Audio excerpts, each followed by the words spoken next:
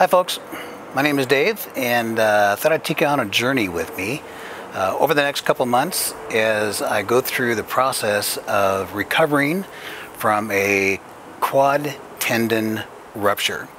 And actually what I did, I completely severed the quad tendon, and obviously that goes from the top of your knee, the quad, and it attaches down to the bottom of the knee. And as I mentioned before, I cut that in half. So you're wondering, how did I do such a thing? Well, let me just show you. There's a retaining wall right there in front of my shed, as you can see. And I was mowing the grass, and I had my feet on the, or my foot or feet on the retaining wall, and I must have thought I was on the grass or something, and I took a step backwards, and boom. I fell right straight down, and my knee landed right on that retaining wall, and severed the tendon.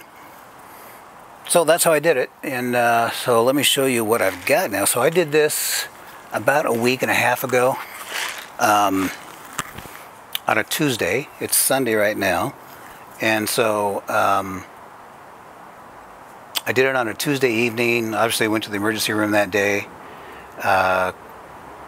I had a appointment on Thursday morning to visit an orthopedic surgeon, which was awesome that it happened that quickly.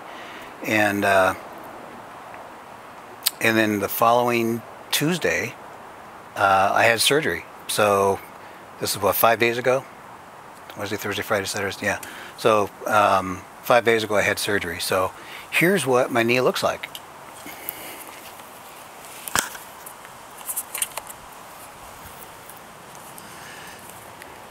It's kind of nasty looking. So it's not a simple, poke a couple holes in and bring things together, and it's a completely slice you open type surgery, and that's what you get. So you saw a brace that I have on right now. So the brace is kind of cool. In fact, let me show you that. I know you don't want to stare at the scar too much. I don't either. But so this brace that I have on, it'll click into any degree that you want to put on there. So the doctor said that during surgery or after surgery, he saw that I could put about 30 degrees on before it started pulling. So he's given me the opportunity to put it at 30 degrees, which is what I have it at right now, when there's no when I'm not doing anything. So if I'm just relaxing, but if I stand up, then obviously I need to completely strap everything in, and I've got another one way up here too, and then kick this back to 0 and make it a a straight leg. Anyway, I can't walk and I can't get around, and it's not easy, and it hurts. So it is what it is. So let's talk about pain here for a second. So one of the things that I learned, so when they gave me oxycodone and Tylenol, so I think that's Percocet. They gave me that at the operating or at the emergency room, and then something for a nausea pill as well. And then after surgery, I got some more oxycodone, and so the directions were like, hey, every 4 to 6 hours. And I was like, oh, at 4-hour mark, I'm ready. And so I was just popping those things down. And then like yesterday, Saturday morning, I'm like looking in there, and it's like, this is not going to last me very long. And so I called the hospital, and they said, well, our weekend policy is that you have to wait till Monday to get a refill.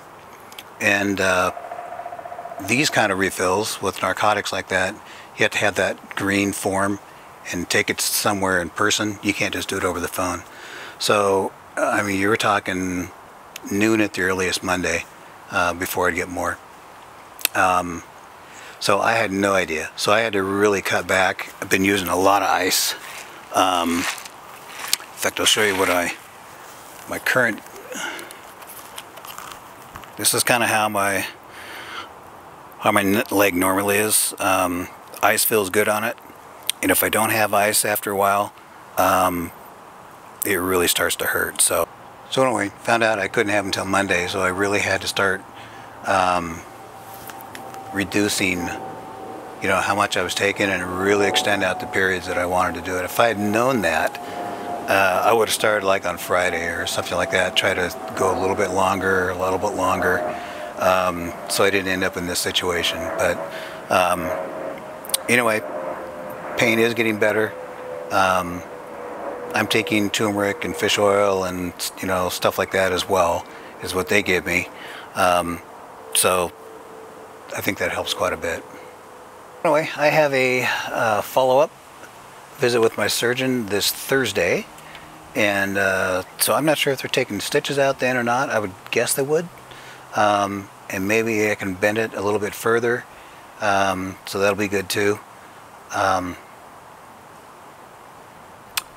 I know physical therapy is coming, and it's not going to be fun, so the more that I can try to bend things on my own, the more he gives me, the more I'm going to take, so that when we finally hit that session, those sessions, that I can at least be out in front of the curve a little bit. From what I understand, it may be 12 to 15 weeks before you even get to that point of doing any kind of rehab. So this is, there's no screws, there's no metal plates or anything like that were inserted.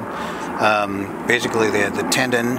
They kind of wove it into 3 sections. I guess there was a tendon on each side of the kneecap. I think that's what it is. Anyway, then they drilled 3 holes in the patella and wove it down through there and anchored it to the bottom of my knee, sutured it. And so, so all this is done with sutures, and so I think that's why it takes a little bit longer to heal. So I have no idea what to expect. But that's why I thought it'd be kind of fun to document it. I don't know if fun's the right word. Interesting, maybe. But I think it might be helpful if somebody else ever has this this injury. And this is weird. I've never heard of this before. And since this happened, like less than 2 weeks ago, I now know of 2 people that other people that this just happened to. So weird. So anyway, if you want to keep watching over the next few months, that'd be great. Give me your feedback.